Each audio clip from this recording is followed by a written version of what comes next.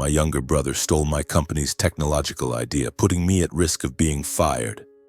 When I confronted him, my parents turned around and blamed me, accusing me of slandering and wrongfully blaming him. But then my brother suddenly disappeared, without a trace, without a single word of goodbye. I'm Dylan, 35 years old, living in a small apartment in the suburbs of Seattle where it rains almost year-round. I'm a tech engineer, a job I love with all my heart, even though it keeps me up so late that my eyes turn red. I work for Nextlify, a startup in downtown Seattle where everyone dreams of creating something that will change the world. I'm not one to talk much about myself, but if I had to, I'd say I'm proud of pouring my heart and soul into every project, as if it were my entire life. The project I've been pouring my efforts into is an AI system called OptiCore. It sounds fancy, but the idea behind it is actually very relatable. I want to create a program that helps people find answers to their problems faster and more accurately.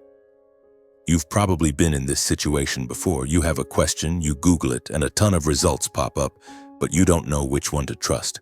OptiCore will change that.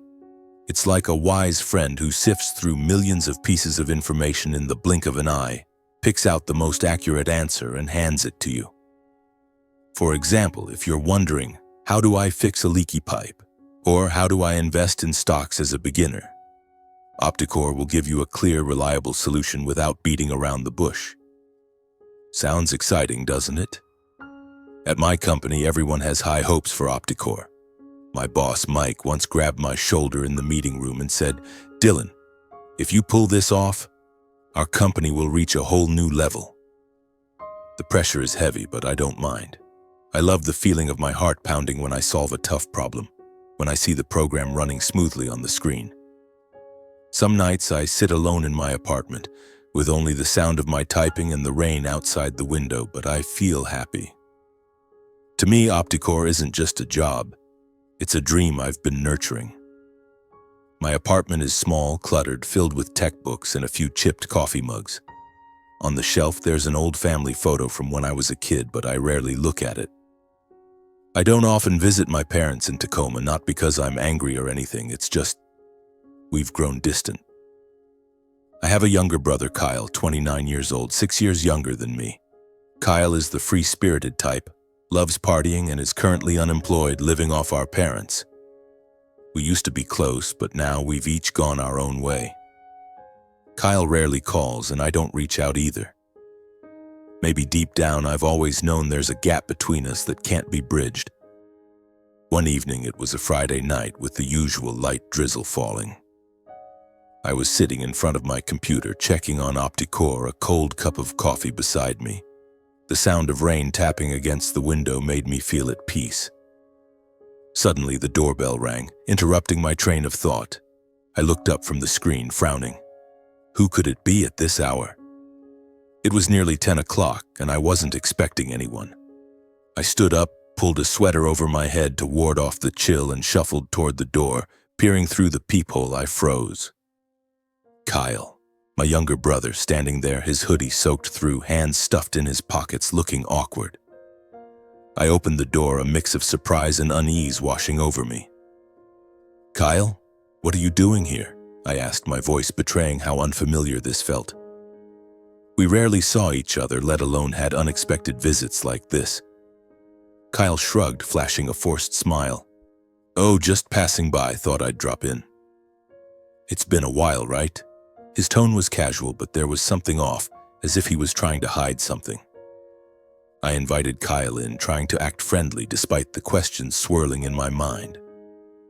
My small apartment suddenly felt cramped as he stepped inside, bringing with him the smell of rain and a faint whiff of cigarette smoke.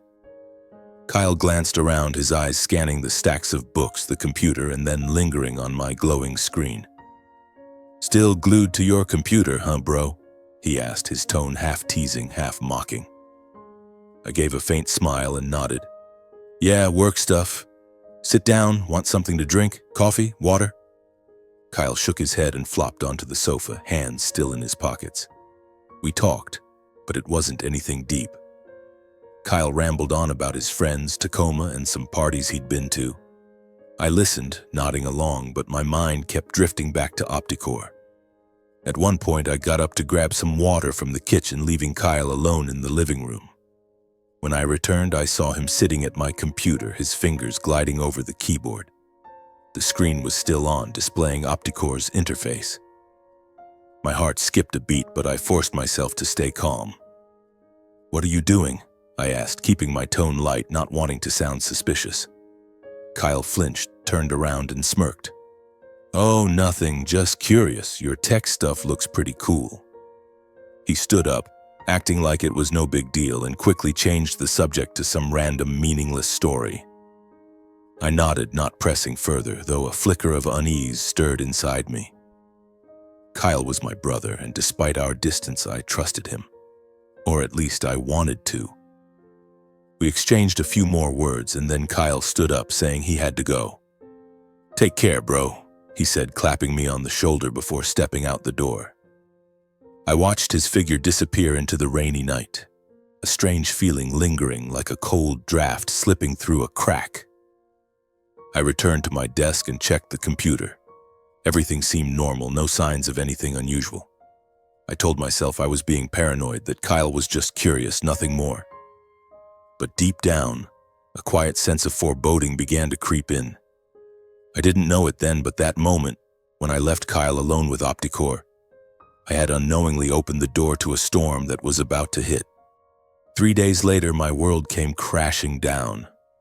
I was at Nexlify's office, sitting in my usual corner with a screen full of Opticore's code, when Mike, my boss, stormed in, his face taut like a tightly strung wire. "Dylan, meeting room. Now." His voice was cold, not the usual friendly tone. My heart pounded, a bad feeling rising within me. I stood up, following Mike, my mind a whirlwind. What was going on?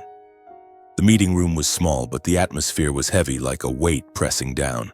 Mike, 2 board members, and the technical director were there, their eyes fixed on me as if I'd committed some unforgivable crime. On the large screen was the logo of TechTrend, our biggest competitor. Below it was a software interface that looked chillingly familiar. It was Opticore, or at least something identical to it, from the button layout to the color scheme. The only difference was the name, TrueSolve. They had unveiled it that morning, accompanied by a massive advertising campaign proclaiming it as the revolutionary answer-finding solution for every problem. I stood frozen, as if someone had punched me square in the chest. This can't be," I stammered. Mike looked at me, his eyes sharp as knives. "Dylan, care to explain? This is your project. This system was supposed to be confined to our servers. How did it end up with TechTrend?" I shook my head, my mouth dry. "I don't know. I swear, I didn't do anything." But my words sounded feeble, like a breeze lost in a storm. They didn't believe me. The board demanded a full system audit, tracing every access point. Mike was blunt. "Dylan, if this leak came from you, whether by accident or intent, you know the consequences."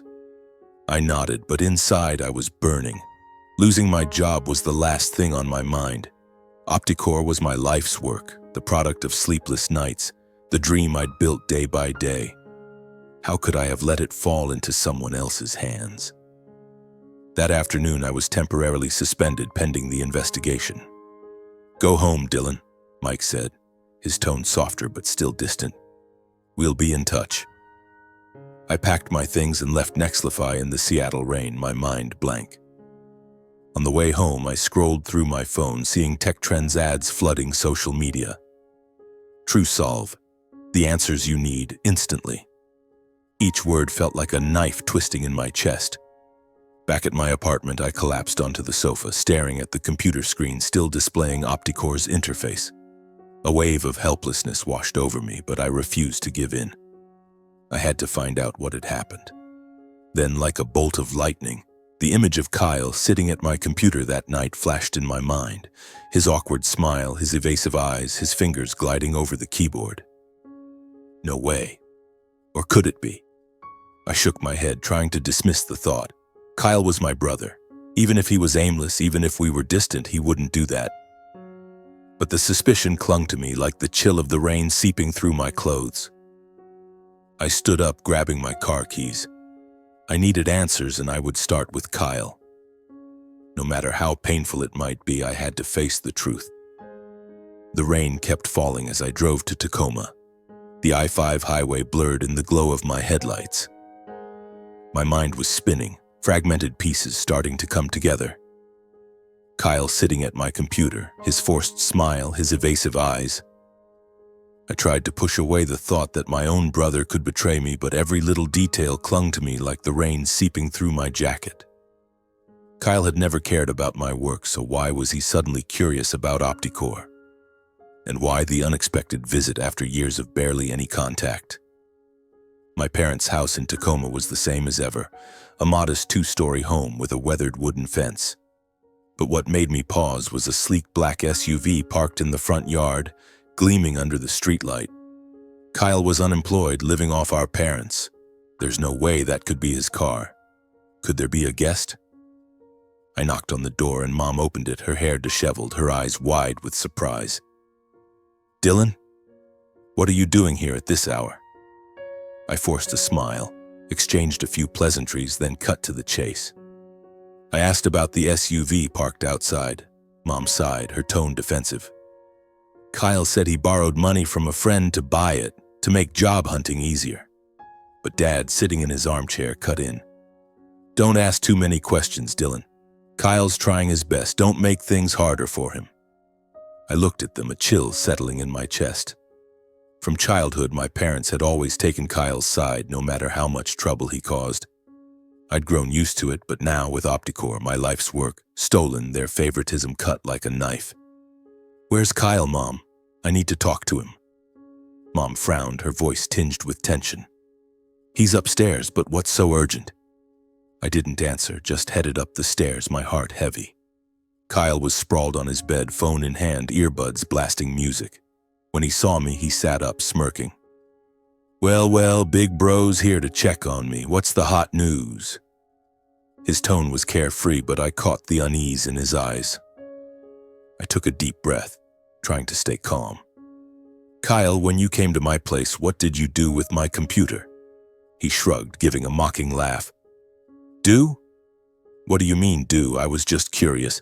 Your tech stuff's boring as hell." I stood there, locking eyes with Kyle, keeping my voice steady despite the fire burning inside. "Kyle, OptiCore was stolen by TechTrend. That night you were at my place. What did you do with my computer? And that SUV out there, where'd the money come from?" Kyle shot up, his face flushing, pointing at me. "What the hell are you saying? You're accusing me of stealing? I just looked at your computer. I didn't do anything. The car? I borrowed money from a friend. What's that got to do with you?" His voice grew louder, echoing through the small room. I couldn't hold back anymore and stepped closer, my voice rising too. "Kyle, don't play dumb. You're unemployed, living off Mom and Dad, and suddenly you've got cash for an SUV? TechTrend unveiled a system identical to OptiCore just 3 days after you were there. You sold it, didn't you?" Kyle backed away, but his eyes were sharp, like a cornered animal. "You got proof? No? Then don't slander me. You're always like this, thinking you're the big shot while I'm just a useless nobody." Our shouting shook the staircase. Mom rushed up, Dad trailing behind, their faces filled with worry. "Dylan, Kyle, what's going on?" Mom yelled, stepping between us. I tried to explain, my voice catching. "Mom, OptiCore is my life's work. Our competitor stole it, and I think Kyle's involved." Mom turned to Kyle, her gaze softening. "Kyle, tell me, is it true?" Kyle shook his head, his voice shaky but firm. "Mom, I didn't do anything. He's framing me." Dad grabbed my shoulder, his voice low but sharp. "Dylan, that's enough. You can't accuse your brother without proof. Kyle's trying to get his life together, and you should be supporting him." Mom wrapped her arms around Kyle, patting his back like she did when he was a kid. "Dylan, you're doing big things, but don't let the pressure make you turn on your family. Kyle's your brother." I stood there watching my parents defend Kyle, my heart shattering. Growing up, I was always the independent one, while Kyle was the one who needed protection. He stole money, dropped out of school, caused trouble, but my parents always found excuses for him. I'd gotten used to it, but now, with years of my hard work stolen, their favoritism cut deeper than ever. "If my family doesn't believe me," I said, my voice breaking, "then I have nothing left to say. But I'll find the truth, even if I have to do it alone." I turned and walked down the stairs, Mom's voice calling after me, but I didn't stop. The Tacoma rain was icy, soaking through my jacket, but the pain in my heart was colder still. I knew from now on I could only rely on myself. I drove back to Seattle through the rain, my heart heavy as lead. The sound of my parents defending Kyle, his defiant glare, all of it cut into me like a blade. My small apartment greeted me with silence, but it offered no comfort. I collapsed onto the sofa, my eyes landing on the family photo on the shelf. Mom, Dad, Kyle, and me, 15 years ago when things were still simple. Or so I'd thought.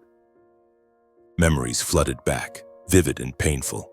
I was 10, Kyle was 4, a mischievous but lovable kid. I remembered the time Kyle broke Mom's favorite vase, shards of porcelain scattered across the floor. I got scolded, punished to stand in the corner even though I'd only been watching. "Kyle's still young, you need to look after him," Dad said, his voice stern. I nodded, swallowing my tears, though I couldn't understand why I had to take the blame. Later, when I was 15, Kyle stole money from Mom's purse to buy candy. Mom knew, but just ruffled his hair, saying, "Don't be naughty next time." I stood there silent, the sense of injustice growing. By the time I was in college, working part-time to pay tuition, Kyle had dropped out, partying and getting into trouble. But my parents always made excuses. "He's still young, he'll change." I never resented them, just quietly worked harder, thinking if I was good enough, successful enough, they'd notice. But they never did. I closed my eyes, trying to push those memories away, but they clung to me like Seattle's endless rain. Then, amid the chaos of my pain, a thought sparked. OptiCore, the system tech trend stole TrueSolve, wasn't the complete version. I remembered clearly. Before Kyle's visit, I was fixing a bug in the search algorithm. It caused OptiCore to occasionally give inaccurate results, especially for complex questions. I hadn't finished patching it, so the data Kyle took would carry that flaw. I sprang up, rushing to my computer, my heart pounding. Opening OptiCore's interface, I checked the faulty code. Just as I thought, the bug was still there, and if TrueSolve was built from my data, it would have the same flaw. I tested it with a complex question. How do I invest in international stocks with little capital? And OptiCore returned a wrong answer, suggesting a fund that had gone bankrupt. If TrueSolve did the same, it would be a fatal weakness. I immediately called Sarah, my closest colleague at Nexlify. "Sarah, listen. TrueSolve might have a flaw. I need your help to check it." Sarah hesitated. "Dylan, you're suspended. If the boss finds out..." I cut her off. "Sarah, this is my only shot to save OptiCore. Do you trust me?" She sighed, then agreed. "Fine. Send me the details, but you owe me coffee." All night, Sarah and I worked remotely, analyzing TrueSolve's public test runs. As I'd predicted, it gave incorrect answers to several complex questions, mirroring OptiCore's bug. I clenched my fist, a glimmer of hope flickering inside. If I exposed this flaw, TechTrend would pay. This was the lifeline I had to grab tightly if I didn't want to drown. The next morning, I stood in front of Nexlify's building in the light drizzle, my heart a mix of determination and anxiety. I was suspended, but I couldn't just sit idly by while OptiCore, my life's work, was being exploited by TechTrend. Taking a deep breath, I walked in, ignoring the curious glances from a few colleagues. I needed to see Mike, my boss, and convince him we could turn the tables. Mike was in his office, papers scattered across his desk. When he saw me, he frowned. "Dylan, what are you doing here? I told you to stay home." I didn't beat around the bush. "Mike, TrueSolve has a flaw. It was built from OptiCore, and I know the flaw because I hadn't fixed it yet. If we expose it, TechTrend will crumble." Mike looked at me, half skeptical, half intrigued. "Are you sure? If you're wrong, the whole company's reputation is at stake." I nodded, my voice firm. I'm sure. Give me and my team a chance. We can do this. After a long pause, Mike nodded. All right, call your team in. But Dylan, if you're wrong, it's not just you. My job's on the line too. I smiled for the first time in days. Thanks, Mike. I won't let you down. I called Sarah and the tech team, 4 comrades who'd been with Opticore from the start. In the meeting room, I explained the flaw in detail. TrueSolve's search algorithm gave incorrect answers to complex questions, especially in finance and healthcare, due to a data processing error I hadn't yet fixed. We'll dig deeper, gather evidence, and go public, I said. Sarah nodded, her eyes lighting up. Tech Trend's been hyping TrueSolve like it's divine. If we drop this bombshell, they won't know what hit them. All day we worked relentlessly. Sarah ran hundreds of complex questions through TrueSolve, documenting the inaccurate responses.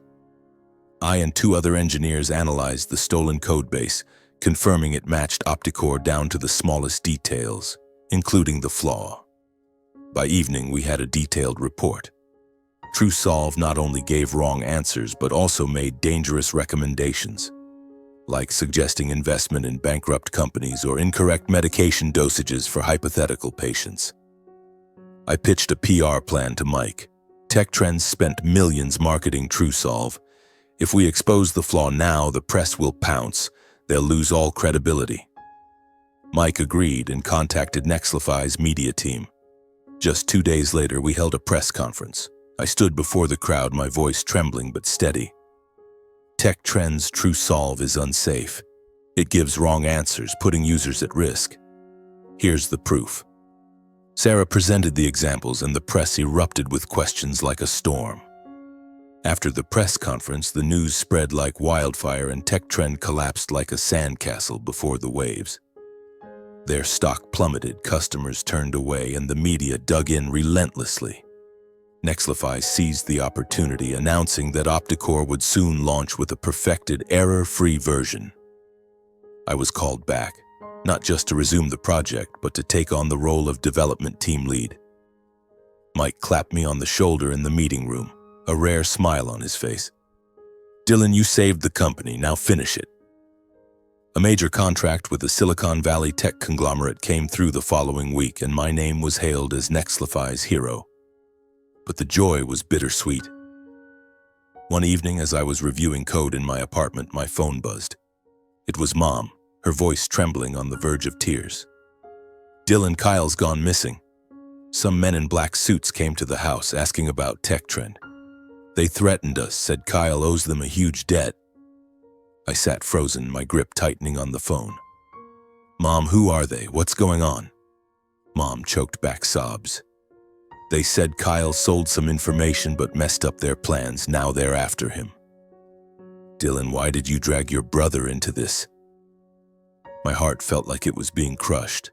I knew Kyle had sold Opticore to Tech Trend, but I hadn't realized he was entangled with something deeper, possibly with dangerous people. Mom, I didn't drag Kyle into anything, I said, my voice firm but pained. If Kyle chose that path, that's on him. Dad cut in, his voice angry through the speakerphone. Dylan, you've ruined this family. You went public with this, and now Kyle's on the run while we live in fear. I took a deep breath, trying to stay calm. Dad, Mom, I was protecting my work. Kyle betrayed me, not the other way around. If you want to blame someone, blame the one who did wrong. I hung up, my heart heavy. The image of Kyle, the little kid who used to follow me around the yard crying when bullies picked on him, flashed in my mind, but I no longer saw that brother. Kyle had chosen his path, and now he had to face the consequences. I heard from Sarah that Tech Trend was conducting an internal investigation, hunting for the source of the leak. Kyle most likely was hiding somewhere, living in fear. Part of me felt a pang of pity, but a larger part was resolute. I couldn't keep carrying the weight of someone else's mistakes. My parents didn't call again, but I knew they were still being threatened. Once Mom texted a brief message. Dylan, help Kyle, he's your brother. I read it, then deleted it. For the first time, I felt no guilt. Growing up, I was always the forgotten child, the one who had to stand on his own. Now, I chose myself. In the weeks that followed, my life slowly found its rhythm, but it wasn't the same. Nexlify became the center of attention thanks to TechTrend's scandal. Opticore was completed swiftly, and when it launched, it exceeded all expectations. Companies from Seattle to New York lined up to partner with us, calling Opticore the Google of accurate answers. I was promoted, leading a new team, and for the first time, I felt my efforts were truly recognized. At the company's celebratory party, Mike raised a glass with me, laughing heartily. "Dylan, you're a star. Don't let anyone tell you otherwise." I smiled back, but there was still an emptiness in my heart that couldn't be filled. My small apartment was tidier now, but the family photo had been tucked away in a drawer. I no longer wanted to look at it. News of Kyle came in short, sporadic messages from Mom. He was still on the run, possibly in a distant city, living in the shadows of those hunting him. Mom said Kyle called once, his voice panicked, but he wouldn't say where he was. My parents lived in constant anxiety, their doors always locked, their phones buzzing with anonymous calls. They stopped reaching out to me, but I knew they still blamed me, as if I were the one who pushed Kyle down that path. I didn't explain further. Words couldn't mend what was already broken. Sitting alone in my apartment, watching the Seattle rain fall outside the window, I reflected on everything. I used to believe family was a refuge, that no matter what, blood would always bind us. But Kyle taught me that blind trust, even in family, can lead to pain. He betrayed me, not just for money, but out of selfishness and a jealousy I'd never noticed. My parents, with their biased love, had unwittingly enabled Kyle's mistakes and the rift between us. But I also learned something greater. Sometimes protecting yourself is necessary. I stood up, not just for Opticore, but for my self-respect. I was no longer the quiet boy who endured injustice, no longer the older brother who always gave in. I chose my own path, even if it was lonely, even if it meant cutting ties that once held me close. Now every time I open Opticore and see it helping millions find answers, I feel a sense of relief. Not because of the success, but because I know I did the right thing. The rain still falls, but I no longer feel cold. I found my own answer, to live true to myself no matter the cost.